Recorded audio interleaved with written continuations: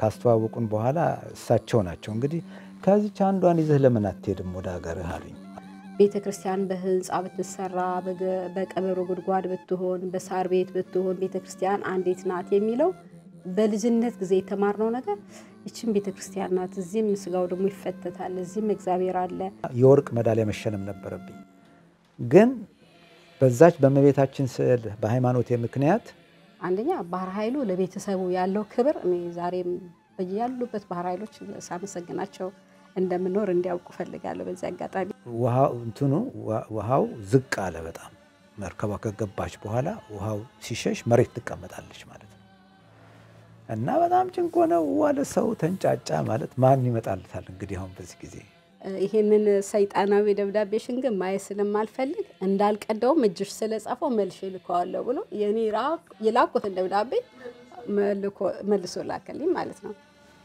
በጣም ተደሰቱ በተክሲያን መሄድ ሰው ከዛ የመጽዋ ፀሐይ አሏት ሰው ሮብ ቀን ስለነበር 40 ቀኑ እሁድ ጠብቃችሁ አስነሱ እንጂ ዛሬ ቅዳሴ የለም ሲባል በፍጹም አለ ስትከተላቸው ይሮጣሉ ስትተዋቸው ይከተሉሃል የሚል አነጋገር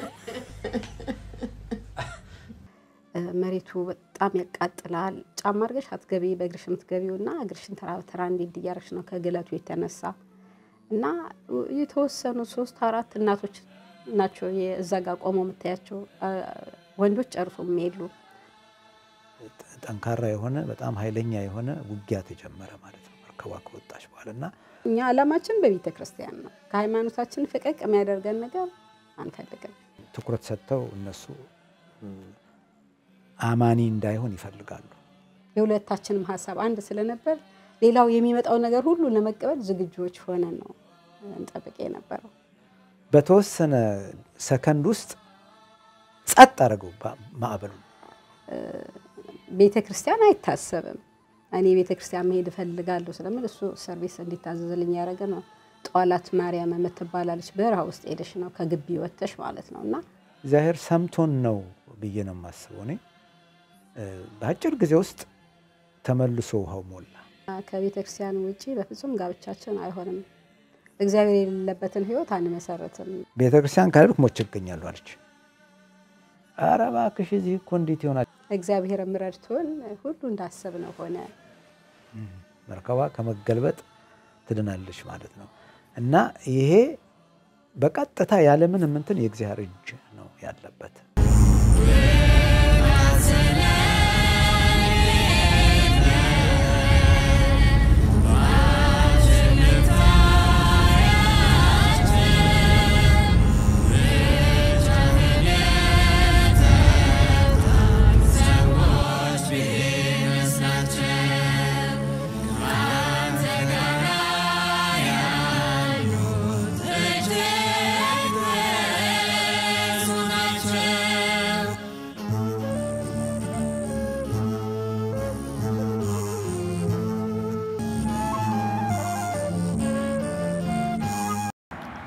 ተመልካቾቻችን ዛሬ በፔንሲልቬኒያ ግዛት በላንካስተር ከተማ አገኛለሁ ምን አመጣሽ አትሉኝም ሁለት ድንቅ የሆኑ የትዳር አጋሮች የሚያጋሩን ብዙ የህይወት የልምድ የመንፈሳዊ አገልግሎት ተጋድሎ የእግዚአብሔር ምስክርነት አለ አብረን እንቆያለን ብዙ ነገር እንማራለን አብራችን ገቡ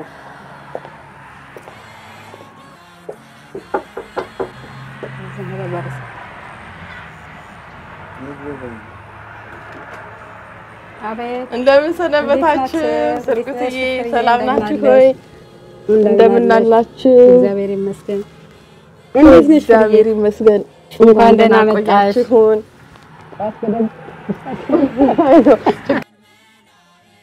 አረጋሽ ዮሐንስ እንደምን አለ እግዚአብሔር ይመስገን አሜን አሜን አሜን የሚያምር ቤት በሚያምር ቀን ቆንጆ ነው አየሩ ደግሞ ዛሬ ቆንጆ ሰላም መጣሽ እግዚአብሔር ይመስገን ደህና እሺ እግዚአብሔር ይስጥልኝ እሺ እንደምን ሰነበታችሁ እግዚአብሔር ይመስገን አብይ ጾም ነው አብይ ጾም እንኳን አብሮ ደረሰኝ ቤታችሁ ያምራል በጣም እግዚአብሔር ይስጥልኝ ጥሩ ሆና ገርታለሽ ሞቅ ብለናል ዛሬ ወይዘሮ ምጥሩ ነው ቆንጆ ሆና አየሩ አረፈ ቤታ ግባ ባባ ዊንተር የማይመስል ማለት ጋሻ አንሰው ለጋብዝ እንጂ ቤታችሁ ነው እንግዳ ሲያፍር ነው አይደል አይዶ እንደዛ አረኩ አረፍ በቤት እንዴት ነሽ ፍሬ? አረፍ በይ። እግዚአብሔር ይመስገን በቤታችሁ ስለተቀበላችሁኝ ተሞክራችሁንም ልታጋሩኝ ስለፈቀዳችሁ በእግዚአብሔር ስም አከብራችኋለሁ። አመሰግናለሁ። አሜን። አንቺንም እግዚአብሔር ይስጥልን። ከስንት ርቀት ተጉዘሽ እኛን ለመጠየቅ ልትጎበኝን ስለተገኘሽ በቤታችን እግዚአብሔር ክብር ያድልልን። አሜን አሜን። ብዙ ለበረከት የሚሆን ንግግር እንደሚኖረን ተስፋ አደርጋለሁ። ብዙዎች የሚታነጹበት ያበረቱ የሚጸኑበት እግዚአብሔርም የሚመሰገንበት ከምንም ነገር በላይ ደግሞ ይሆናል ብዬ ተስፋ አደርጋለሁ። እግዚአብሔር ከኛ ጋር ይሁን። አሜን። ክብሯንና ክብራት ተመልካቾቻችን የዛሬውን መርሃ ግብር ባላችሁበት ሆናችሁ የምትከታተሉ እንደምን ሰነበታችሁ?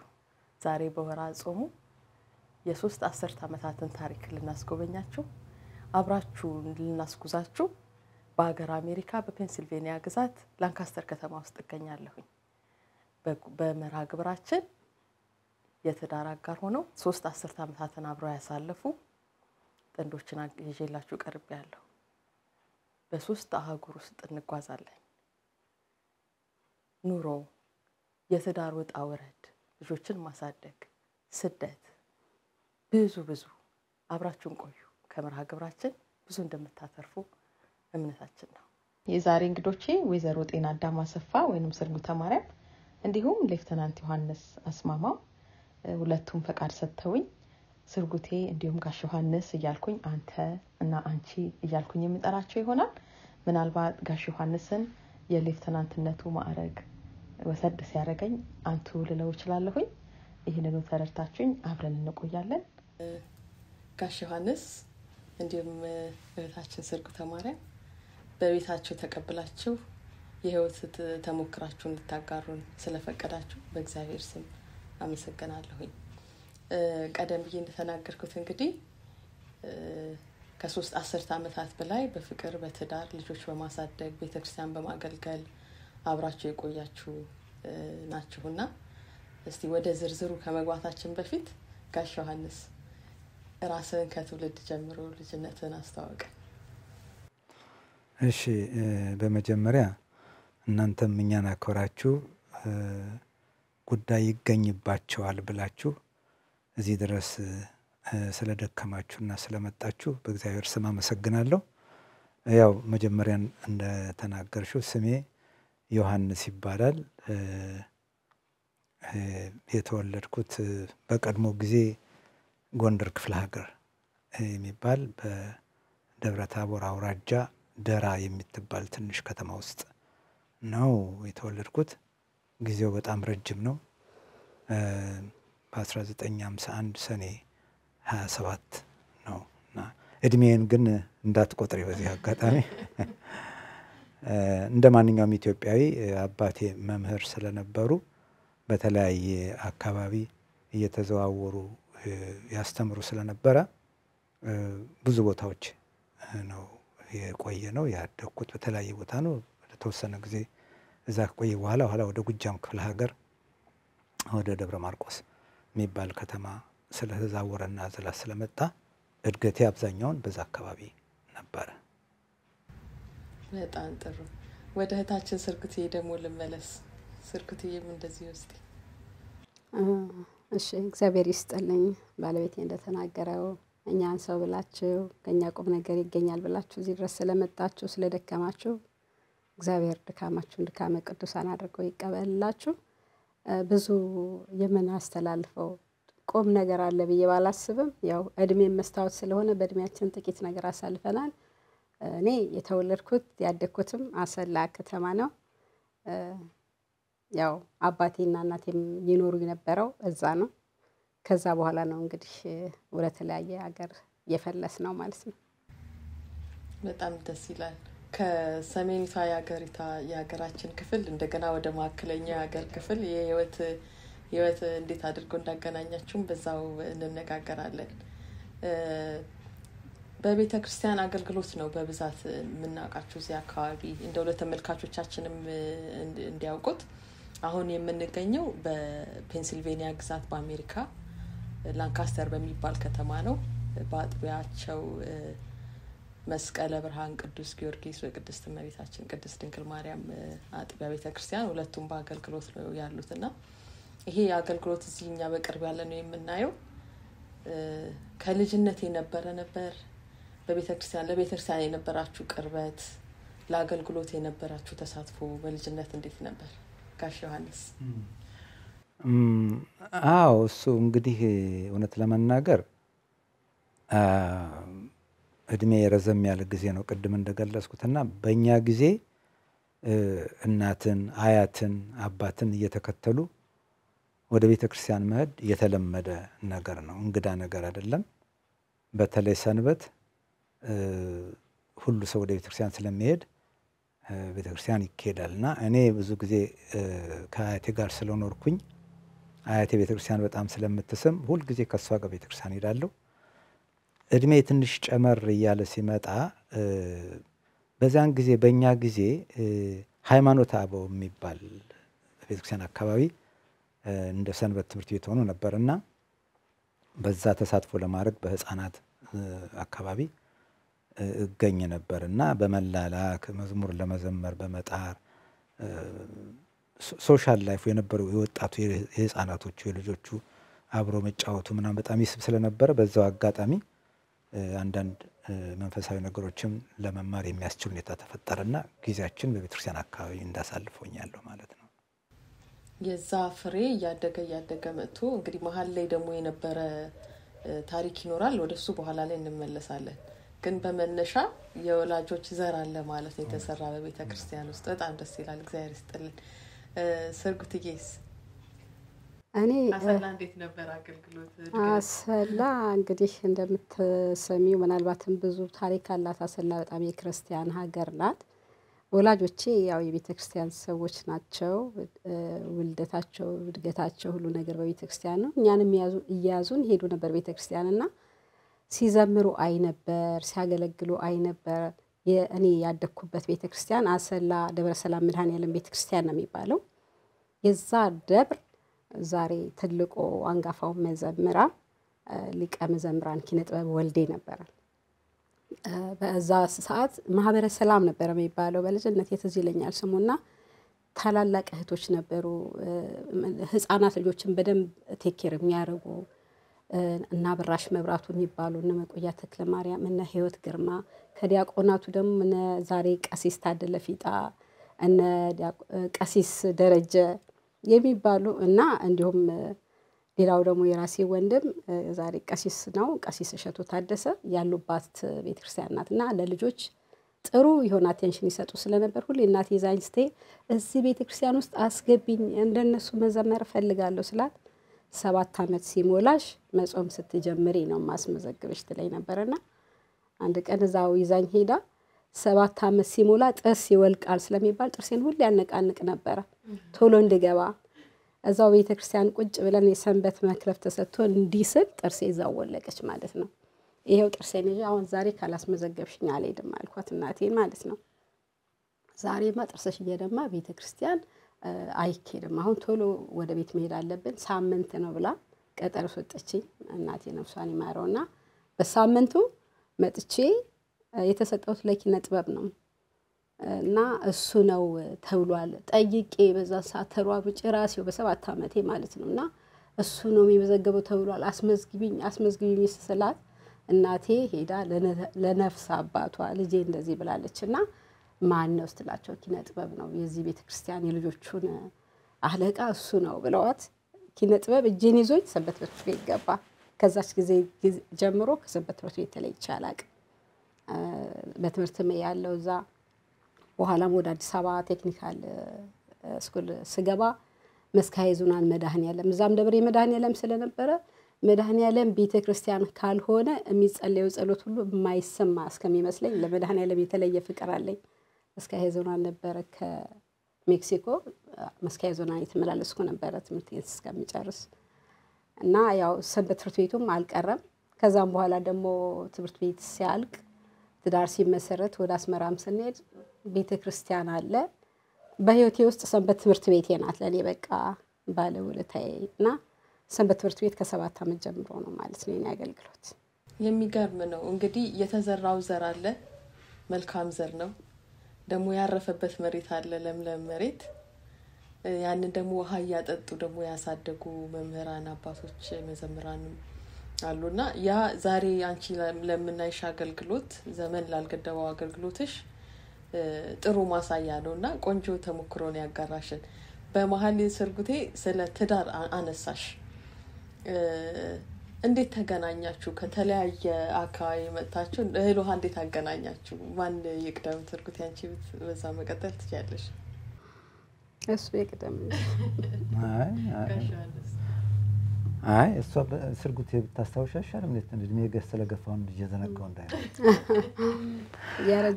አይ እሱ እውነት ለመናገር ይሄ ትዳር ሲባል አንድ በዚህ አጋጣሚ በእውነት ለመግለጽ የሚገባው ምንድነው ትዳርን መጀመሪያም ቢሆን የመሰረተ እግዚአብሔር ነው እና ያው ከቅዱስ መጽሐፍ ከሕገ መንግስቱ እንደምንረዳው ትዳርን ያቆመው እግዚአብሔር ነው እና የኛም ትዳር የቆመው በሱ በእግዚአብሔር ቸርነት ነው በእኛ ጥበብ በእኛ ብልሃት አይደለም ቅድም እንደገለሽው እኔ ወደ ሰሜን አካባቢ ነው ያለሁት እሷ ወደ ደቡብ ነች ልንገናኝበት የምንችልበት ምንም አጋጣሚ አልነበረም በትምህርት ቤትም አንገናኝም በአካባቢም አንገናኝም ግን እግዚአብሔር ስለፈቀደ ነው የሆነውና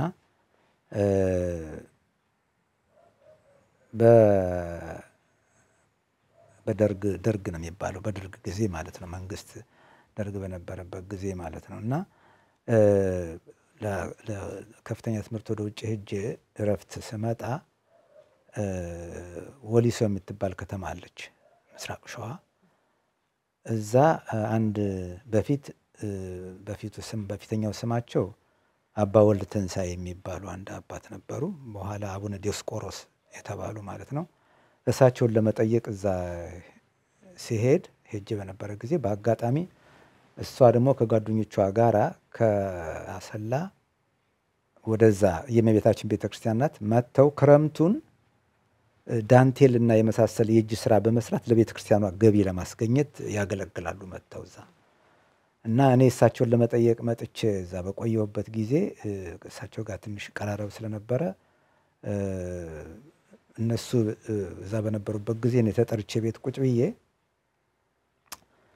ለመሄድ አብሬያቸው ትንሽ ቆይቼ ተሰናብቼ ለመሄድ ስል ቆይ ትንሽ ቆይ ያሉኝና እነሱ ሊሰናበቱ ገቡ በጓሮ በኩል ገቡና ቁጭ አሉ እና እያወራን እያለን ስለ አንዳንድ ነገር እንደ ይሄ ልጅ እኮ ይሏቸዋል ይሄ ልጅ አገሩ አህያ ሞልቶለት አህያ ሊበላ ውጭ አገር ሄደ አሏቸው ማለት ምክንያቱም በዚያ የመሄድኩበት አገራሻ ስለነበረ ምግብ ምርጫ የለም የተለያየ ነገር ይበላልና እዚያ ድረስ ነው ወሰደ ለመብላት እዚህ ያለልህ ብለው እየቀለዱ ማለትና ተመልከቱ ይሄ ሰውዬ ይሄ ልጅ እዚያ ድረስ ሄደና አያችሁት ምናምን ይሄ ከላይ ይባላል ዮሐንስ ይባላል ብሎ አስተዋወቋቸው አየኋቸው ተቀምጠው እዛ ካስተዋወቁን በኋላ እሳቸው ናቸው እንግዲህ ከዚች አንዷን ይዘህ ለምን አትሄድም ወደ ሀገርህ አሉኝ ማለት ነው እና ሲሏይ ለራስህ አህያ እየበላህ በሚበላበት ሀገር እያለህ ያሉ እንደገና እነሱን ወደዛ ለምን ይመሯቸዋል ብዬ ቀለድኩና እሳቸውን ቀለዱና አይ ለማንኛውም ግድ የለም አንዷን ይዘህ ብትሄድ ጥሩ ነው ብሎ ተናገሩ እንደ ትንቢት ይሆናል ብዬ ነው ያሰብኩት የዛን ጊዜና ብዙም ትኩረት አልሰጠነውም በመልክ ተያየን ወጥቼ ተሰናብቼ ሄድኩ ማለት ነው እንግዲህ የመጀመሪያ እይታ ነው በዚህ አይነት ሐሳብ ምንም አልነበረንም እና ጥቂት ቀን ስቆይዛ እዛ እንገናኛለን ቤተክርስቲያን እመቤታችን ቤተክርስቲያን እንገናኛለን አብረን እንጫወታለን በዚህ ዘመን በዚህ ጊዜ እንዴት ሃይማኖት በሌለበት ዘመን በሌለበት ጊዜ እንዴት እግዚአብሔርን ያመለካለህ የሚል እነሱ ትንሽ እንዴት ነው የማድነቅ ነገር ነበርና እንዴት አልካድክም እንዴት ደግሞ ውጭ ሀገር እየተማርክ እንዴት በሚል በዚህ አንዳንድ ነገር የተናገርን ቆየን በዛ ትንሽ መግባባት ተጀመረ የጠበቀ ሌላ ግንኙነት አላደረግንም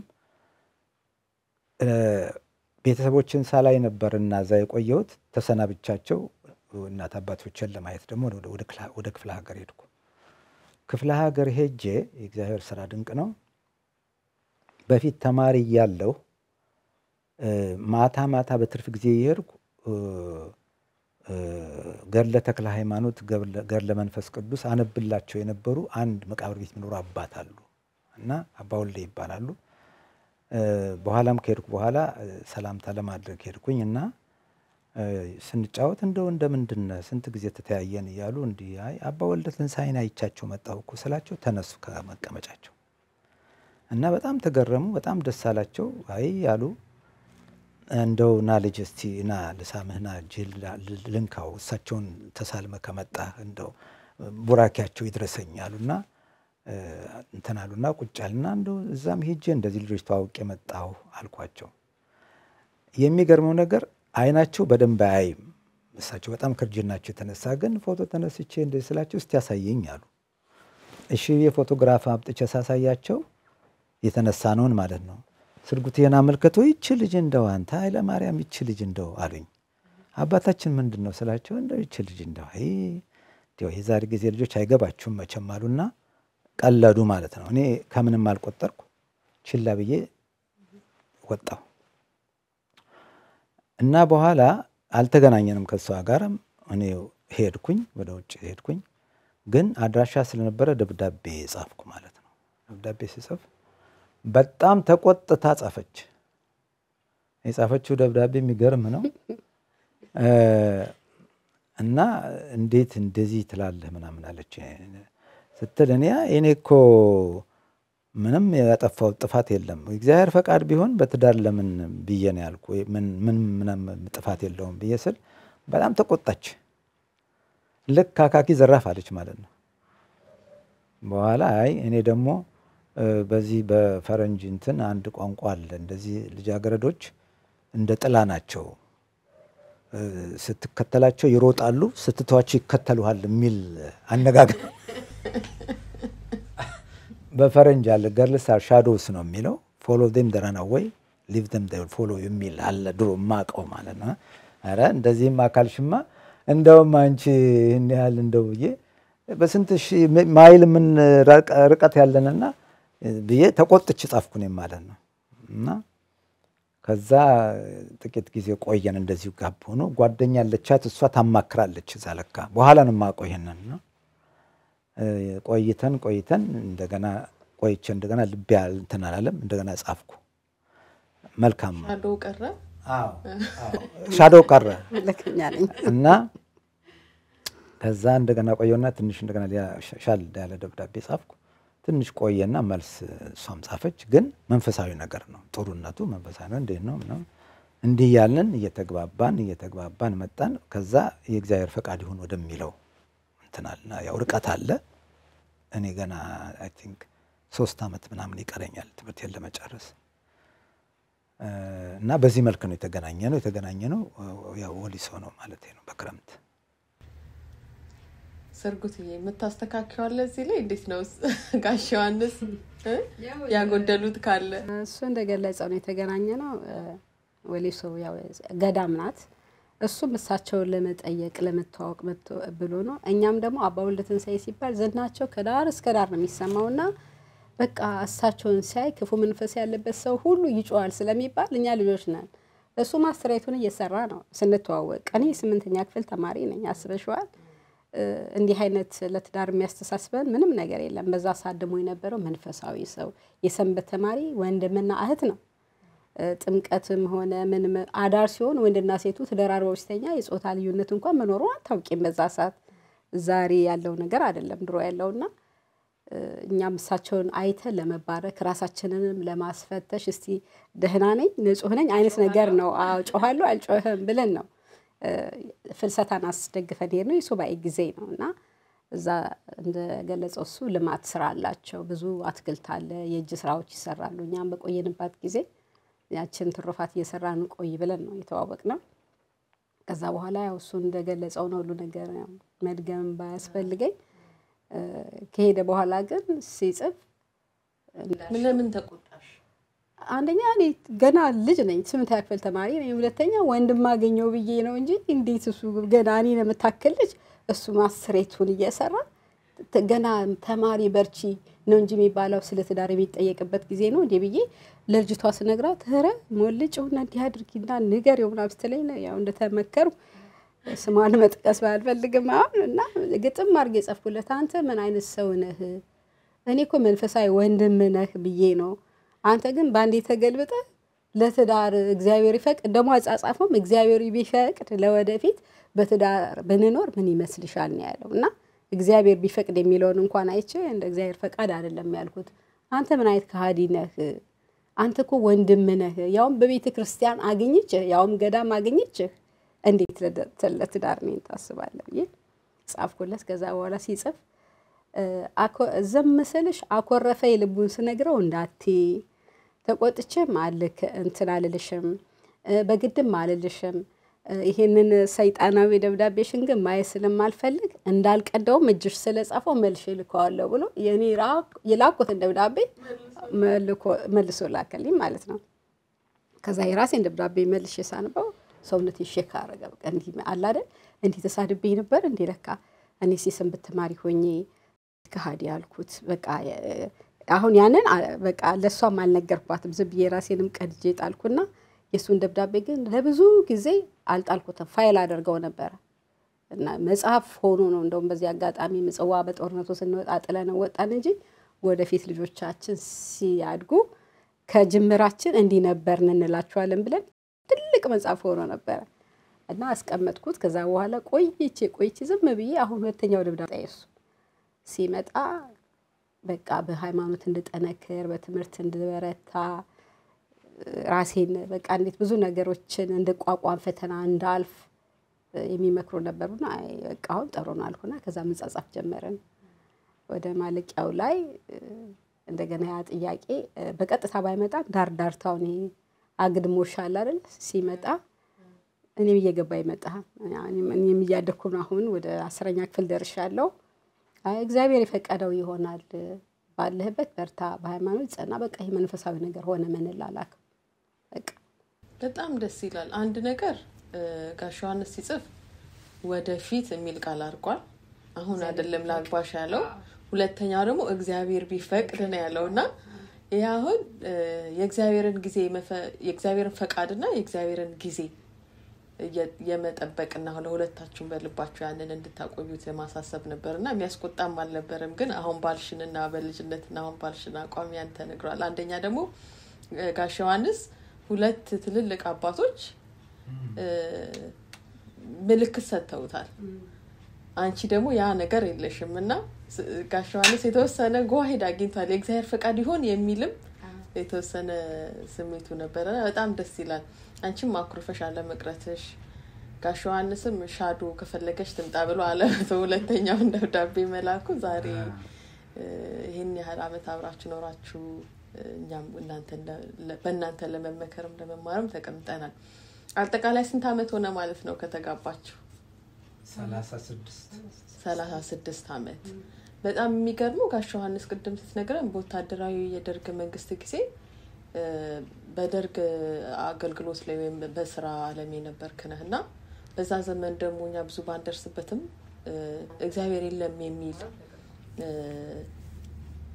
ሃይማኖት የለም የሚል አስተምሮ የነበረበት መርህ የፖለቲካ መርህ የነበረበት ነበርና እንዴት ያንን ጊዜ ያለፍከው የኔ የውቀት የጥበብ የችሎታ ወይም የመሳሰሉት ነገሮች አይደለም ያንን ችግር የተቋቋምኩት ገና ኮሌጅ ያለው ኮሌጅ አስመራ ባህራይል ኮሌጅ ነበርኩ ባህራይል ኮሌጅ ያለው በዚያን ጊዜ የተለያዩ የፖለቲካ ድርጅቶች ነበሩ ኢጫት ሰደድ ምናምን የሚባሉና ኢሃፓ ደርግን የሚቃወሙ ማለት ነው ስለዚህ በዛ ውስጥ ይታቀፋሉ ወጣቶች የሚል ስጋት ስለነበራቸው በዛን ዘመን ካድሬ ይባላሉ ፖለቲካውን የሚያሰራጩ ተመልምለው ያሉ አባላት በዛ ውስጥ ይታቀፋሉ የሚል ስጋት ስለነበራቸው ወከባ ነበር ጥርጣሬም ካላቸው ያፋጣሉ ይጠይቃሉ ከዛ ላይ ደግሞ ሃይማኖተኛ ነኝ ካልሽ በጣም አስቸጋሪ ነውና ተጠርቼ እንደውም አንድ ጊዜ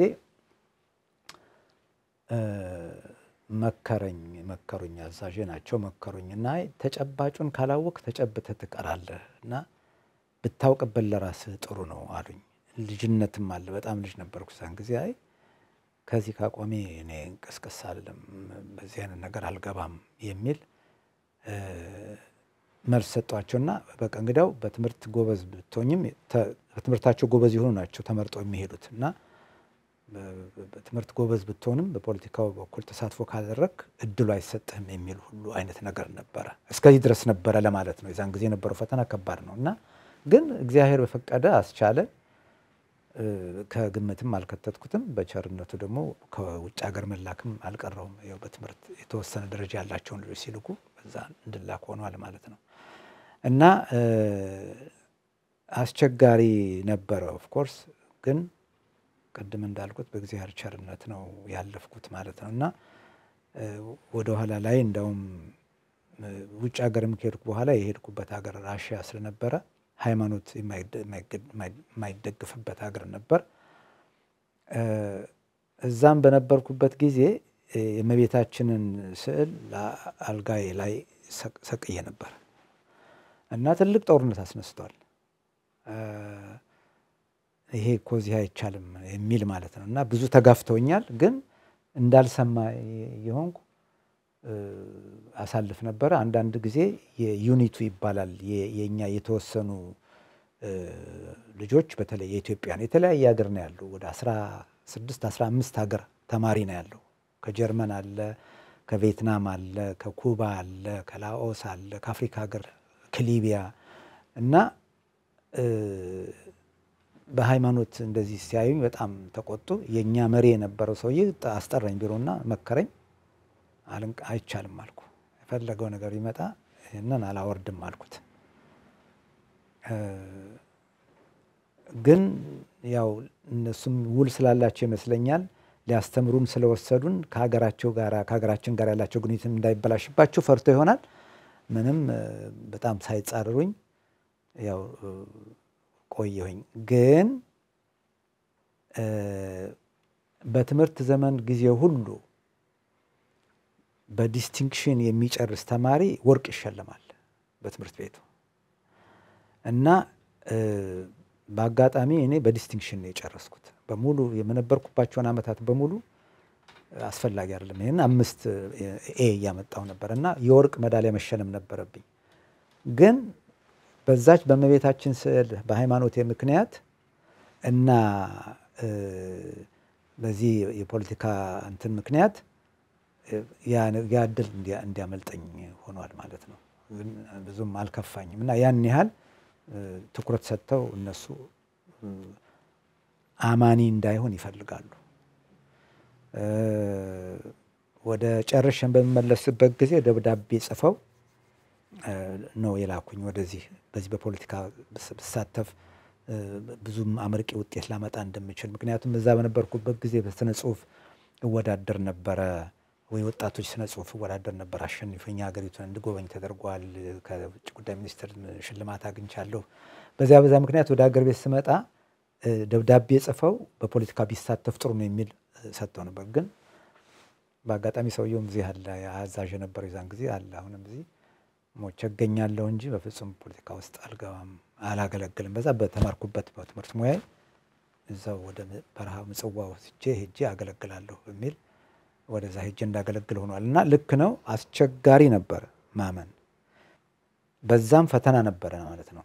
ግን በእግዚአብሔር ቸርነት አልፈነዋል እንጂ ወቅቱ ልክ ነው። በደርግ ጊዜ በቤተክርስቲያን አካባቢ መገኘት ቤተክርስቲያን መሄድ በተለይ ወታደር ሆኖ አይቻልም። የሚገርም ነው የነገርከን ጋሽ ዮሐንስ። አሁን ብዙ አመት የደከምክበት ትምህርት አለ። ማግኘት ያለብህን ማዕረግ አላገኘህም።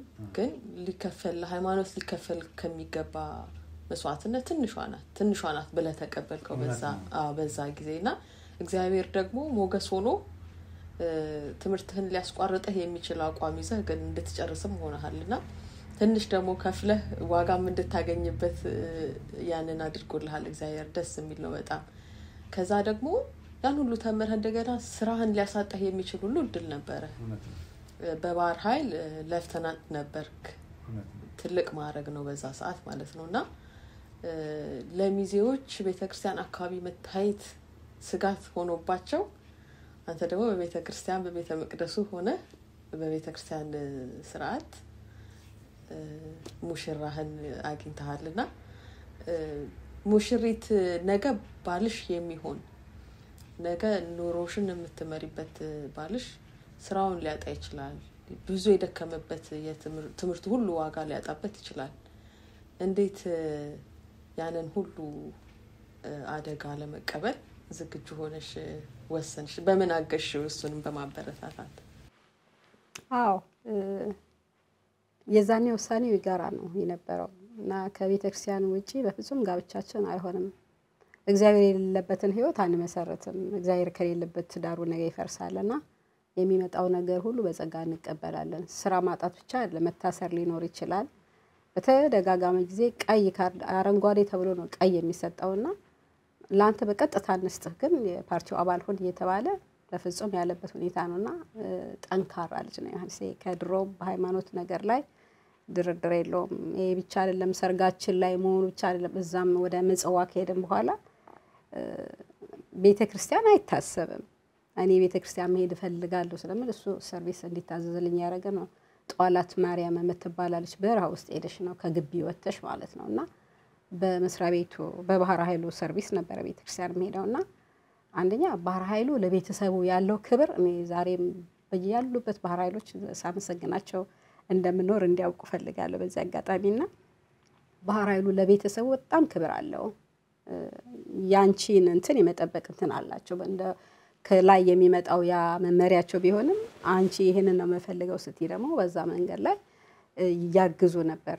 ዮሐንስ አቋሙ ነው ከመጀመሪያውም ባህር ኃይሉ ይድርሃል ሲባል ላይ በቤተክርስቲያን ነው ማገባውን ያለው ከዛም በኋላ ይሄ ነገር ይደረግልሃል በፍጹም ይሄ በቃ ከሃይማኖቴ ውጭ የሚያወጣኝ ከሆነ የሚመጣው ነገር ሁሉ እቀበላለሁ ብሎ ነው ጸንቶ ቆየውና በዛ ጊዜ ውስጥ እኛ ምንም አይታየንም ስራ መባረር ወይ መታሰር ወይ መገደል ምናምን የሚለው ነገር አይታየንም ብቻ ልጆች ነን ያው እንደምታውቂው ወጣቶች ነው እኛ አላማችን በቤተክርስቲያን ነው ከሃይማኖታችን ፍቅቅ የሚያደርገን ነገር አንፈልግም የሁለታችንም ሐሳብ አንድ ስለነበር ሌላው የሚመጣው ነገር ሁሉ ለመቀበል ዝግጁዎች ሆነን ነው እንጠብቅ የነበረው እግዚአብሔር ምረድቶን ሁሉ እንዳሰብነው ሆነ በቤተክርስቲያን በስንት ዓመተ ምህረት ተጋባችሁ መስከረም ዞናን መድኃኒዓለም ነው ቀኑም ራሱ መድኃኒዓለም ነው መስከረም 28 ነው 27 ቅዳሜ ነበርና 28 ነው የኛ እንትናችን በኢትዮጵያ አቆጣጠር 1981 ነው እንግዲህ በፈረንጆቹ ወደ 89 ነው መሰለኝ የሚሆነው በጣም ይገርማል ያ ማለት የመንግስት ለውጥ ለመሆን 2 አመት አካባቢ ይቀረው ነበር በሙሽራናችሁ ዘመን ነው እንደገና ወደ መንግስት ለውጥ ቀውስ የመጣችው ማለት ነው ወደሱ ታሪክ ደግሞ እንምጣ አዲስ አበባ ተጋባችሁ በ1981 መስከረም ወርና በ81 አካባቢ እንግዲህ ታሪክን ካሳሳትኩ ታርሙኛላችሁ ያልተረጋጋ ነገር ነበር ዋዜማው ላይ ነው የመንግስት ለውጥ ዋዜማ ላይ ነውና በተለይ ደግሞ ውትድርናው ላይና በባህር ኃይል በአየር ኃይልም በምድር ጦር በሁሉ ብዙ ህይወትን እስከማጣት የሚያደርሱ ስጋቶች የነበሩበት ነውና እንግዲህ የኢትዮጵያ የባህር ወደብ ምጽዋ አሰብ ነበረ እናንተ ወደ ምጽዋ ነው ሄዳችሁት ወዲያው ጫጉላ ወደ ሙሽርነቱ እንዳለቀ ወደ ምጽዋ ሄዳችሁ ምን ነበር መጀመሪያ ጋሽ ዮሐንስ አካሄዱን ይነግረንና አንቺ ምን ጠብቀሽ ምን አገኘሽ የሚለውን ደግሞ ስርጉት ይውዳንቺ ይመጣል ሰርጋችንን እንዳደረግን ምንም እኔ እንግዲያው ትንሽ ግድ የለሽም አንቺ ቆይ ብያት ነበር ወደዛ እንዳትሄጂ ግን ሞቼ እገኛለሁ አለች ደሞ ቃዎች ምናምን ነበሩን በአጋጣሚ እኔ ስመጣ ይዣች መጣው ከውጭ ሀገርና እኔ ቃየንም እዚህ ጥያሌ ድማለች ጭኝ ነው የሚሄደው አለች አረባክሽ ይብል የለም ጭኝ ነው የሚሄደው የሃይራሉ ባህራይሉ አንዱ ጥሩነቱ የተሟላ ነው የሚሰጠው ለመኮንኖች ቤት አለው እቃ የተሟላ ይሰጣልና እኔ በሰው ቃል ኖርም ራሴ ቃየን ይዤ ነው የሚሄደው ብላ ቃው ካልተጫነ ተባለ ቃው ደግሞ ያኔ ማልዘነጋው ነገር ያው ትንሽ መንግስትም ሁኔታው ይናጥ ስለነበረ በመሃል አንዳንድ መልካም ያልሆኑ የንግድ ልውውጦች ይደረጋሉ አስመራ ወዲህና ተከለከለ። እቃ ወደዛ መጫን አይቻልም ተብሎ በስንት ልመናና መከራ እቃው ተጭኖ ሄደ። ወደ በአሰብ በኩል መጀመሪያ መኪና ወደ አሰብ ሄደ። ከአሰብ ደግሞ በመርከብ ተጭኖ ወደ ምጽዋ እንዲመጣ ተደረገና ቤቷን አደራጅታ ያው ገባን ማለት ነው። ያው በአውሮፕላን ሄድን ገባችን እዛ ማለት ነው ምጽዋ። እንግዲህ ሄድንና እስከ የካቲት ድረስ ቆየች እዛ ማለት ነው። አብረን ቆየን የካቲት። ከዛ ጦርነቱ ተነሳ። በጦርነቱ ምክንያት እነሱ ኢቫኩዌት አድርገንና ከግቢ አውጥተን መርከብ ጫልናቸው፣ ወደ አሰብ ላክናቸው። ግን ምጽዋ በነበረችባቸው ጊዜያቶች እኔ ስራ ሄዳለሁ፣ ያው መርከብ ላይ ወዲያ ወዲህ ስለምል እሷ ቤት ነው የምትውለው። ቤተክርስቲያን ካልሄድኩ ሞቼ እገኛለሁ አለች። ኧረ እባክሽ እዚህ እኮ እንዴት ይሆናል? የኛ ግቢው ለብቻ ነው፣ በባህር የተከበበ ነው። አንድ መንገድ ብቻ አለች እንትን የለም ስትል ሁለት ብሉ ባስ ነው የምንላቸው ሰራተኞችን ባህር ኃይሎችን ከዛ ይጭንና ከግቢ ወጥቶ ወደ ከተማ ያሉ መርከቦች ጋር የሚያደርስ ሰርቪስ መኪና አለ እና ከዛ ከሱን ከሚነዱ አቦይ የምንላቸው ሽማግሌ የነበሩ እሳቸው ጥሩ ሰው ናቸው። ተነጋገርኩ። ባኮት ልጅ ቤተክርስቲያን መሄድ ትፈልጋለች ወይ ሚካኤል አለ ወይ ደግሞ ጠዋለት ማርያም ወስደው እዛ ያድርሷት፣ ሲሄዱ ይጣሏት፣ ጨርሰው ሲመለሱ ያንሷት አልኳቸው። በጣም ተደሰቱ። ቤተክርስቲያን የሚሄድ ሰው ከዛ የምጽዋ ፀሐይ አሏት። የምጽዋ ፀሐይ ነይ ይላሉ። ይጭኗታል፣ ጠዋት ይወስዷታል፣ እዛ ይጥሏታል። እሳቸው ጨርሰው ሲመለሱ ይጠብቋታል። ወጣ እንደገና ይዘዋት ይመጣል። እንዲህ ያደርጉ ያመላለሱ ቤተክርስቲያን ትሄድ ነበር ማለት ነው። አይ ቲንክ እውነት ለማጋነን ብቸኛ ቤተክርስቲያን የምትሄድ ልጅ እሷ ነበረች ከግቢው ማለት ይቻላል። ማንም ሰው ቤተክርስቲያን የሚሄድ አልነበረም። እና በዛ መልክ ቆየች የተወሰነውን ጊዜ እንዳልኩት። ከዛ ጦርነቱ ሲነሳ ያው ወደ አሰብ መጡ። ከአሰብ ወደ አዲስ አበባ ተመለሱ ማለት ነው። እርሱ እንግዲህ እርሱም አንተም ያልከው ሌፍተናንቱ መጣብኝ ለዛ እርሱ ያቁታሽ ዮሐንስ ምክንያቱም በዛ ሰዓት ትልቅ ማዕረግ ነው በባህር ኃይል። አሰብ በአንጻራዊ ሰላም ላይ ስለምትገኝ አንተ እዛ ብትቆይ ህይወትን ልታጣ እንደምትችል ይታወቃል። ግን አትሊስት እነሱን ቢያንስ አንጻራዊ ሰላም ወዳለበት ልላክ ብለው ወደ አሰብ ሄዱ። ቤተሰብ ሁሉም የኮሎኔሎች ቤተሰቦች ወደ አሰብ ሄዱ። የባህር ኃይሉ ፕሮቶኮል ነው ይሄ። እንደዚህ አደጋ በሚከሰት ጊዜ ጠቅላላ አዋጅ እንደ አዋጅ ይነገርና ከተማ ውስጥ የሚኖሩትን እዛው ግቢ ያሉትን በሙሉ ቤተሰብ ይሰበሰባል፣ ወደ ግቢ ያመጧቸዋል። ይሄ ኃላፊነት ይሄን ኃላፊነት የሚሰራ ክፍል አለ እና በሙሉ ቤተሰብን አንድ ሳይቀር እየዞረ ከከተማ ውስጥ ሁሉ የሚኖሩትን ሰብስቦ ያመጣና ወደ ግቢ ያመጣቸዋል። ልክ እዛ እንደተጠራቀሙ ሲታወቅና ሁኔታው ታይቶ አስጊ መሆኑ ሲታይ በመርከብ እየተጫኑ ወደ ትልቅ መርከብ ባህር ላይ የቆመ ትልቅ መርከብ ላይ አሸጋግረን እሱ በዛ መርከብ ነው ተሳፍረው ቤተሰብ በሙሉ ወደ አሰብ የመጣው። በአጋጣሚ እኔ የዛን ጊዜ ዳህላክ የሚባል ደሴት በስራ ጉዳይ ሄጄ ነበርና ተመልሼ ከዛ ሲመጣ ይሄ አደጋ እንዳለ ሳቅ ያው ግቡ ሳይባል መግባት ስለማይቻል እዛው አካባቢ ቆየና ግቡ ስንባል ገባው።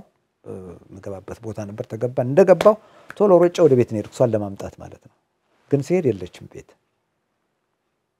እና እህቷም አብራ ነበረች። በአጋጣሚ አልነበሩም። ለካ ወደ ሌላ ቦታ ወስደዋቸዋል። ስለዚህ ከዚያ ካለችበት ቦታ አስፈልጌ ያስገኘዋት አምጥቼ እኔ መርከብ ላይ ያረኳት ማለት ነው። አመጣኋቸው እኔ ጋር እና በእኔ መርከብ ከሌላው ሰዎች ጋር አድርገን ወደዛ ወደ ትልቁ መርከብ አሸጋገርናቸውና በሙሉ ቤተሰብና ያወጣ ነው ያን ቀን ማለት ቤተሰብና በጣም ሊያስፈራ እንደሚችል ገምታለሁ። ይሄ ሰዓት ቀደም ብሎ ጋሽ ዮሐንስ እንደነገረን ገና በጮኝነት ጊዜያችሁም የሥራው ሁኔታ የህይወትን ስጋት ላይ የሚጥል ስለሆነ ትጨነቂያለሽ።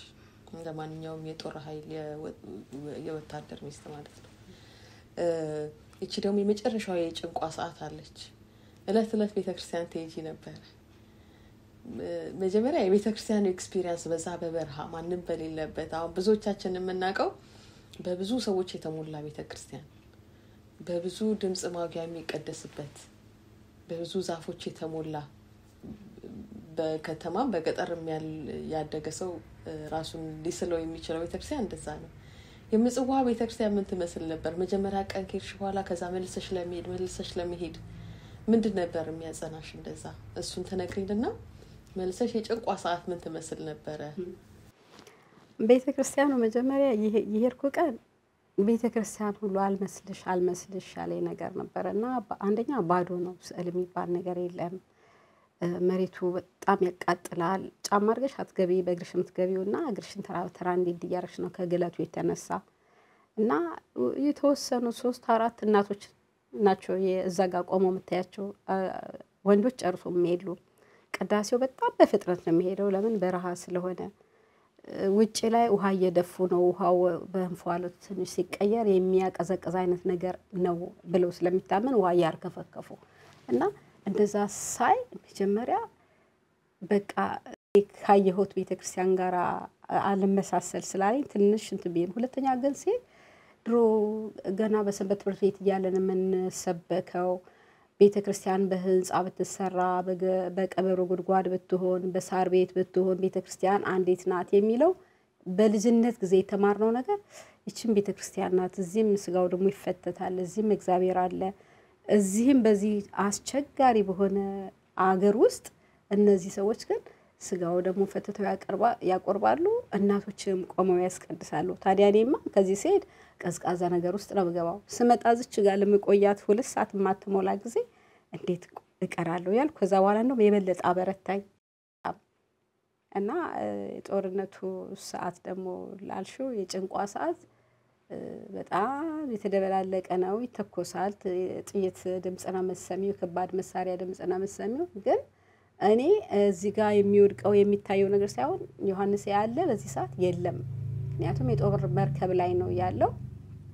የሱ ሰላም መሆን ነበር እንጂ ቢታየኝ እዚህ ጋር እኔ ህይወት ያለኝ እስከማይመስለኝ ድረስ ራሴን አላውቀውም ነበር። እና ስወጣም ከቤት ውስጥ እግዚአብሔር ቢፈቅድ እኮ ያተርፈናል። ስለዚህ ሰው ሊያጣው የሚችለው ነገር አንድ ነገር ነው። ከጠፋ እዚህ ቤት ውስጥ ያለን ነገር ሁሉ ሊወድም ይችላል። ግን የሱ ዶክመንት ግን ቢጠፋ ኦሪጂናሉ አያገኘውም ማለት ነው ብዬ የሱን ዶክመንት ብቻ ነው የተመረቀባትን ዲግሪውን በክብር ነበር ማስቀምጣት። እሷንና ሲጨርስ የተሸለመው ካንድ እንትን የተሸለመው የወርቅ ማንኪያዎች ነበሩ። እነዛ 6 የወርቅ ማንኪያዎችና የሱን ትምህርት ማስረጃ ብቻ ነው ይዤ የወጣሁት። እኔ እጄ ላይ እንኳን ያለ ሰዓት የለም። የቀለለት እንኳን አታረጊም ስለሚሞቅ አውልቀሽ ቁጭ የምታረጊው። የዛን ያህል የሚሰማኝ የነበረው የሱ ህይወት እንጂ እኔ ህይወት የሌለኝ አይነት ነገር በሱ ህይወት ውስጥ እኔ እንዳለ ነበር የሚሰማኝ ነበር። በጣም ከባድ ጊዜ ነበር። ግን እግዚአብሔር በቸርነቱ አሳልፎት ያንን ጊዜ ዛሬ ቁጭ ብለን ለማውራት በቅተናል። በጣም የሚገርም ነው። የተወሰነ እኔንም ወደ ስሜታዊነት እየወሰደኝ ነበር። ምክንያቱም አንቺ በራስሽ በህይወትና በነፍስ በሞትና በመሞትና በመኖር መካከል ሆነሽ የሚያሳስብሽ ግን እሱ እንዴት ሆኖ ይሆን ነው የሚብሰው የሱ ነው የሚለውና በህይወታችሁም ዛሬ የምናየው በኋላም በደንብ እንመጣበታለን። ያንን ይመስለኛል። ጋሽ ዮሐንስ ወደ አንተ ልመለስና ከምጽዋ ወደ አሰብ በነበረው ጉዞ እና በዚህ ሁሉ ባስጨናቂ ጊዜ የእግዚአብሔርን እጅ እንዴት አየኸው? እንዴት ትገልጸዋለህ? አይ በመሰረቱ እውነት ለመናገር አሁን የኛ የስጋ ውጣ ውረዱ እንደማንኛውም ሰው ብዙ ነው፣ ተነግሮም የሚያልቅ አይደለም። አውዱ እሱ አይደለም ይመስለኛል። ግን እግዚአብሔር በጣም ስራውን የሚሰራ መሆኑን በገሃድ የሚታይባቸው ብዙ ሁኔታዎች ነበሩ። እውነት ለመናገር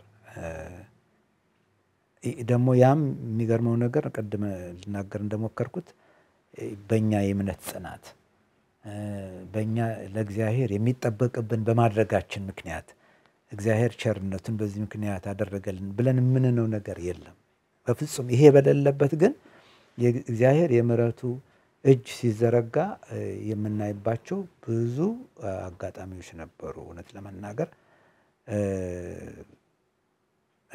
ያው መቼም ቅድም እንደተናገርኩት አቅም በፈቀደ አቡነ ዘበሰማያት ባይሆን ይባላል ማንም ስለማያይ ምንም ማለት ነው። መጽሐፍ ቅዱስም በተወሰነ አነባለሁ። መርከብ ውስጥም ነበረኝ። ሁሉም ሰው የሚያውቀው ነገር ነበርና በአንድ ጊዜ ምንድነው ከምጽዋ ወደ ባህር ኃይል ግቢ እርዳታ ማድረስ አለባችሁ ተብለን ሌሊት ነው የሄድነውና ሌሊት ነው በጣም ውድቅት ነው። የሚያስፈልገውን ነገር ጭነን ወደዛ ገባንና የሚያስፈልገውን አድርሰን ለመውጣት ስንፈልግ የባህሩ ሁኔታ እንደየሰዓቱና እንደየወቅቱ ዝቅና ከፍ ይላል። የውሃው ጥልቀት ማለት ነውና ታይት ይባላል በቴክኒካል ቋንቋ። ውሃው ዝቅ አለ በጣም። መርከቧ ከገባች በኋላ ውሃው ሲሸሽ መሬት ትቀመጣለች ማለት ነው።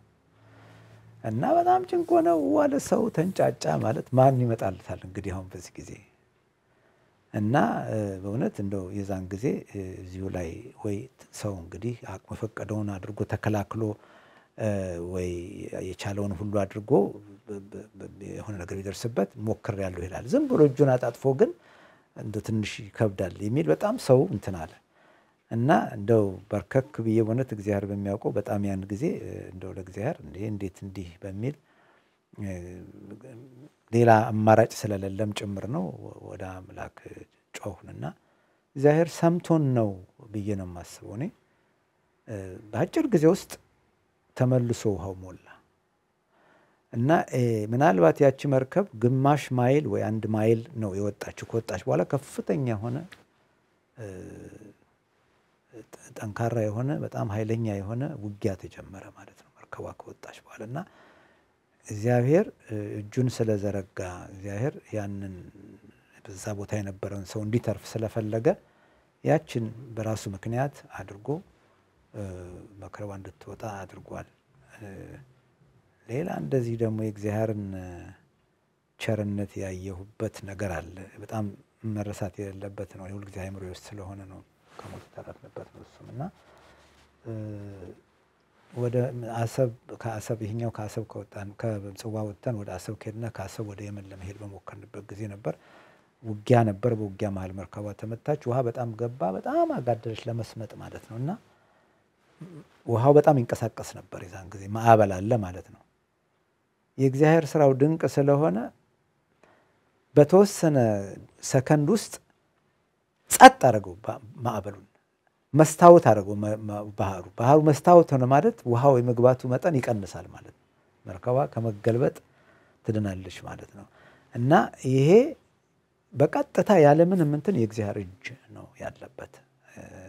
እንዲህ አይነት ነገር አይጠበቅም። እንደ ሰውኛው እንደ ባለሙያ በዚያን ጊዜ ባህር እንደዚህ ጸጥ አይልም።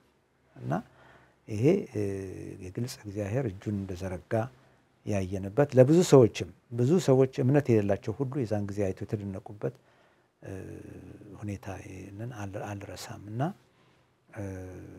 ከባድ ነበር በእውነት ለመናገር። ቅድም ልናገር እንደፈለኩት እንደወደድኩት ማለት ነው። ያው ምጽዋ ሲያዝ እኛ ወደ አሰብ ሄድን ማለት ነው። እና አሰብ ረጅም ጊዜ ቆይቷል። አሰብ ወዲያው አይደለም 2 ዓመት ያህል ልዩነት ነበረው። እና እዚያ ያው ደግሞ ራሱን የቻለ ውጣ ወረድ አለ። አንዱ ረፍት ግን ግማሽ አካል ወደ አዲስ አበባ ሄዳለች ማለት ነውና በከባድ ነበር እውነት ለመናገር። በጣም የሚገርም ነው። በመጽሐፍ ብዙ ታሪኮችን አንብበናል። መምህራንም አስተምረውናል። የዮናስን ታሪክ ተምረናል። የዳንኤልን እግዚአብሔር እንዴት አድርጎ በማይመስል መንገድ ለሰው ሁሉና በማይመስል መልኩ ሞቱ ከተባሉ በኋላ የተነሱበት ማለት ነውና አሁን ደግሞ በእኛ በራሳችን በእድሜያችን ደግሞ ባሉ ወንድሞቻችን ደግሞ የእግዚአብሔር ታላቅነት ሲመሰከር ማየት የሚገርም ነው። ከእግዚአብሔር የለሹ ኮሚኒስት ራሻ ዶርሚተሪ ውስጥ የእመቤታችንን ስዕል ከመለጠፍ አሁንም በእግዚአብሔር የለሹ ሶሻሊስት በመንግስትም በጦር ኃይል መርከብ ውስጥ መጽሐፍ ቅዱስን ይዞ ተንበርክኮ የሚጸልይ እምነት ማለት ነው። ምናልባት ጋሽ ዮሐንስ እኛ በእኛ አይደለም በእግዚአብሔር ቸርነት ነው ብላ እውነት ነው የቤተክርስቲያን ማስተምሮ እንደዛ ስለሆነ ግን ትንሽን ነገር እንዴት አድርጎ ባርኮ እግዚአብሔር ሞገስ ሰጥቶ እንደሚያሳይ ተአምራቱን እንደሚያደርግ ማሳያ ነው። እኔ በጣም እየተገረምኩ ነው እየሰማሁ የነበረው ይሄንን ታሪክና አሰብ ገባችሁ ስርጉቴ አሁንም ከደህንነት ስጋት አንፃር ወደ አዲስ አበባ ተመለሽ ልጅ ተወለደ እንዴት ሆነ ከዛ በኋላ? ወደ አዲስ አበባ ከመጣን በኋላ ሰው በድንኳን ነው እንዲቀመጥ የተደረገው። እኔ ግን ድሮ ጭኛው ካልሄድኩ ብዬ ጋበዝበት የነበረው ዕቃ እግዚአብሔር ለምክንያት ነበር ያስቀረው። ከነቤቱ ለወንድሞቼ ቤተክርስቲያን ልጆች ነበሩና ትቼው ነበር የሄድኩት። እዛ ቤቴ ነው የገባሁት። ከአንድ 4 ወር በኋላ ያው ልጅ ተወለደ። በዚህ ሁሉ በባህር ጉዞ ላይ ነፍሰ ጡር ነበር የሚገርም። ከዛ እሱ ስወልድ ግን ልወልድ ስል ግን ተጠርቼ መጣ። በየቀኑ እየሄድኩኝ አለቅስ ነበር። እዛ ባህር ኃይል ማምሪያ ነፍሳቸውን ይማረው ጥሩ አለቆች ነበሩት። እየሄድኩ ቢሮአቸው አለቅሳለሁ። አለ ወይ እስቲ ድምጹን አሰማኝ፣ አሁን ጦርነት ላይ እንዴት ድምጽ እናሰማሻለን? ግን አለ ይሄው መልእክት እየላከ ነው። በቃ እንደ ልጅ ነው፣ ያው ልጅ ነኝ እንደ ልጅ ነው የሚያባብሉኝ። አሁን ይመጣል አንቺ ስትወልጂ ይመጣል ይሉ ነበር። እግዚአብሔር ፈቅዶ ደግሞ ልክ ልወልድ ገና ሳምንት ሲቀረኝ መጣ እና የምታዩ እናታም የሜዛን ጊዜ ከጦርነት የነበረው ነገር በጣም አስቸጋሪና በጣም ከባድ ስለነበረ ብዙ ሩመር በአካባቢው የሚወራ ወሬ ዮሐንስ እኮ የለም ሞቷል ይባል ነበርና አንዳንዴ ጆሮ የሚገባ ነገር ስለነበር ሁሌ እንዳለቀስኩ ነው። እውነት ነው መድኃኒዓለም ይሄንንማ አታደርገውም በቃ አታደርገውም ነበር የምለው። እግዚአብሔርም አላደረገውም። በህይወት መጣ። ወልጄ ክርስትና አስነስቶ ነው የሄደው። ከዛ በኋላ እንግዲህ ከልጁ ጋራም ከኔ ጋራም ለ2 አመት አልተገናኘንም። ክርስትና ማስነሳት እንዴት ቻላችሁ? በታሪክ እንደምንሰማው በዛን ወቅት በተለይ ደግሞ በመንግስት አመራር ላይ ይላሉ ክርስትና አይፈቀድም ነበር። ቤተክርስቲያንም መሄድ አይፈቀድም እንኳን ክርስትና። እኔ ግን ክርስቲያን ነኝ፣ ክርስትና አስነሳለሁ፣ ክርስቲያንም ነኝ፣ በሃይማኖቴ ነው ማገባው ብሎ ከመጀመሪያው ማቆመውን አሳውቋል። አሁንም መጣ፣ ልጅ ተወለደ፣ ክርስትና ደገሰን፣ ክርስትና ይነሳል ተባለ። ቀደም ከመግቢያው እንደገለጸው ሮብ ቀን ስለነበር 40 ቀኑ እሁድ ጠብቃችሁ አስነሱ እንጂ ዛሬ ቅዳሴ የለም ሲባል በፍጹም አለ። ቀኑ ልጄ አልፈበትም በ40 ቀኑ ነው የሚነሳው ብሎ እንዲቀደስ አባቶችን አነጋግሮ በእለቱ ተቀድሶ ልጃችን ክርስትና የተነሳው በ40 ቀኑ። በጣም ይገርማል። ወንድ ልጅ ወለዳችሁ፣ ስሙ ሱራፌል ሆነ። መለያየት ግድ ነው፣ ምክንያቱም ገና የጦርነት ሁኔታ አለየለትም፣ የመንግስት ለውጥም ገና እውን አልሆነም። ለብቻሽ 2 አመታትን አዲስ አበባ ልጅ በማሳደግ ጋሽ ዮሐንስ ደግሞ በአሰብ የመጨረሻውን የግድ ማወቅ ስለነበረበት እዛ ተመለሱና አሰብ በብቸኝነት የነበረው ህይወት እንዴት ነበረ? ከዛስ መጨረሻ ወዴት ሄዱ? የመንግስት ለውጡ ሲመጣ ያው እንትን አለ አንድ በዚህ አጋጣሚ እውነት ለመግለጽ የግድ ይገባል እዛ ከመሄዳችን በፊት በፊትም ሰርጋችን ከመደረጉ በፊት በነበረው ጊዜ በቀን አንዳንድ ደብዳቤ ነው የምንጻጻፈው እና በየቀኑ እሷ ደብዳቤ ታገኛለች፣ በየቀኑ ደብዳቤ ያገኛለሁ። ግንኙነቱ በጣም የቀረበ ነበር እና እሱ ትንሽ ያቀለዋል ናፍቆቱን።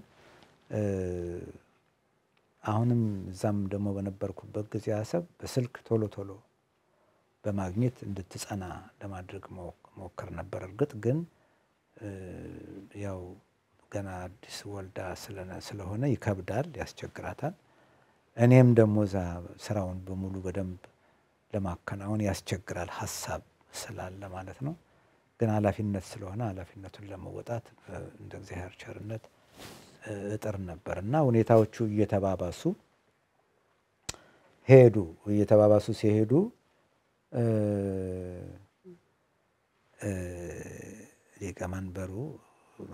ሊቀመንበር መንግስቱ ከሀገር ወጡ የሚል ዜና ተሰማ። ግንቦት 17 ነው አልረሳም 83 እና ያ ነገር ሲሰማ ሁሉ ነገር ተቀየረ እና ከዛ እያንዳንዱ እዝ የራሱን እርምጃ መውሰድ ጀመረ። የኛም መርከቦቹ ወደ ውጭ እንዲወጡ ትእዛዝ ተሰጠ። እዛ አካባቢ የነበሩ የሚያስፈልጉትን ስንቅና ጥጥቅ ምናምን አዘጋጅተን ዝግጁ እንድንሆን ትእዛዝ ተሰጠ ማለት ነው እና መሸት ሲል መርከቦቹን ለማስወጣት ሲሞከር ያው የተጻራሪ እንትኖች ተኩስ ምናምን ከፈቱ። ግን አልተሳካላቸውም። መርከቦቹ ወጣን እና የነበረው ትእዛዝ ምንድነው? ሁሉም በየመርከቡ እዝ በራሱ እንትን እንዲንቀሳቀስ አክት ኢንዲፔንደንትሊ ነው የሚባለው። አሁን እዙ ተላቀቀና እያንዳንዱ መርከብ የራሱን እርምጃ እንዲወስድ የሚል አይነት ሲመጣ መርከቦቹ እኛ የነበርንበት መርከብ ወደ ሞሃ ይባላል የየመን ጠረፍ ነው። ወደዛ መሄድ ጀመርን። አብዛኛውም ወደዛው ነው ሄደው። ምጽዋ የነበሩት ወደ ጅዳ ሄዱ። ይህ ስለሚቀርባቸው ማለት ነው ለሳውዲ አረቢያ። ምጽዋ ሳይሆን ዳህላክ ነው። ምጽዋ ተይዟል። ከምጽዋ እንትን ብለው ዳህላክ ደሴት ነበሩ። ከዳህላክ ደሴት ወደዛ ሄዱ። አሰብ አካባቢ የነበሩት ደግሞ ወደ ሞካ ወደምትባል የመን ወደብ ይቀርባቸዋልና ሆዲዳ የሚባል አለ፣ ሞካ የሚባል አለ እና ግማሾቻችን ወደ ሆዲዳ ግማሾቻችን እንዳመቸን ወደ ሞካ ሄድን። እኛ በአጋጣሚ ሞካ የሚባል ደሴ ማነው ወደብ ነው ሄድነው ወደ የመን እና እዛ አካባቢ ሄደን ጠረፍ ላይ አካባቢ ስንደርስ 3 ማይል ከጠረፍ 3 ማይል ባህሩ ቴሪቶሪያል ዋተር ይባላል። ማለት የዛ ሀገር ድንበር ተደርጎ ነው የሚታሰበው። ከዛ ወዲያ ያለው ዓለም አቀፍ ውሃ ነው የሚባለው፣ ኢንተርናሽናል ዋተር ላይን ነው የሚባለው እና እኛ ከ3 ማይል ወጣ ብለን ዓለም አቀፍ ውሃ ላይ አንከር ጣልን ማለት ነው፣ መልህቅ ጣልን ማለት ነው። እና እዛ ሆነን ያው ሌሎች መርከቦች መጡ። አዛዦቻችን እየተደራደሩ ግንቦት ሜይ በፈረንጆቹ መሆኑ ነው። እኛ ግንቦት 19 ወደ ወደብ ገባን። እኛ ወደ እዛ ሀገር ወደብ ገባና መርከባችን ታሸገች። ሌሎች መርከቦች ቦታ ስለሌለ አልገቡም እና ግንቦት 19 እኛ ገባን። ግንቦት 20 ትንሽ ግርግር ነበር፣ ጦርነት ነበረ። የተወሰተ ተመቱ፣ የተረፉት ተረፉ። ግንቦት 20 ሁሉም ተሰብስበው ወደ ገባን እዛ እና የመን ገባንና ወደ ውስጥ ገባን። የተወሰኑ ቀናት እዛ ቆየን። 3 ቀን አላስታውስም፣ 4 ቀን ጊዜው ረዘመ። ከዛ የነሱ መንግስት ኃላፊዎች እየመጡ ጎበኙን። ምን አሉ? የሚያስፈልገውን የፕሮቶኮል ስራ አለ። እሱን አዛዦቻችን ተነጋገሩ፣ ተጨራረሱ። እንዳለ መርከቡን አስረከብናቸው መርከቦቹን። እኛ መኪና መጣና በመኪና ይዘው ለወደፊቱ የምንኖርበት ተብሎ የሚታሰብ ጋራ ሸንተረር አካባቢ የወደፊቱ መኖሪያችን ማለት ነው። ወደዛ በመኪና ወሰዱን። እዛ ድንኳን እንዲዘረጋ ተደረገ። ድንኳን ተዘረጋ። እዛ ሰፈርን ማለት ነው እና ያ ቦታው ነግድ ሁሴን ይባላል። ያ የተፈርንበት አካባቢ ማለት ነው እና እዛ ኑሮው ተጀመረ። የድንኳን ኑሮ እዛ ተጀመረ ማለት ነግድ ሁሴን ይባላል። እዛ ተጀመረ። ይሄ የሆነው ግንቦት መጨረሻ አካባቢ ነው የሆነው እና ከሰኔ ጀምሮ እዛ ድንኳን ውስጥ እዛ ሰፈር መኖር ጀመርን ማለት ነው። እንግዲህ እንደዛ ነው የተጀመረው የስደት ህይወት ማለት ነው። ምስር ጉትየን እዛ አዲስ አበባ ጥለን ወደዛ ሄድን ማለት ነው። የሚገርም ነው። እስካሁን ያለፍንበትን ለተመልካቾቻችን ለመከለስ ከጎንደር ደራ በአሰላ አድርገን አዲስ አበባ ላይ አርፈን ምጽዋን አሰብን ረግጠን አሁን የመን ገብተናል። ታሪክን ከህይወት ተሞክሮ ከክርስትና እና ከእግዚአብሔር ተአምራት ምስክርነት ጋር እየቃኘን እስካሁን አብረን ቆይተናል። ከዚህ በኋላ ያለው ደግሞ ከዚህ የሚበልጥ እስካሁን ካለው የሚበልጥ ብዙ ታሪክ የምናይበት ነው። በየመን በበረሃ በስደት ከልጆች ጋር ቤተክርስቲያን በሌለበት መንፈሳዊ ተጋድሎ ምን ይመስላል? አብራችሁን ቆዩ።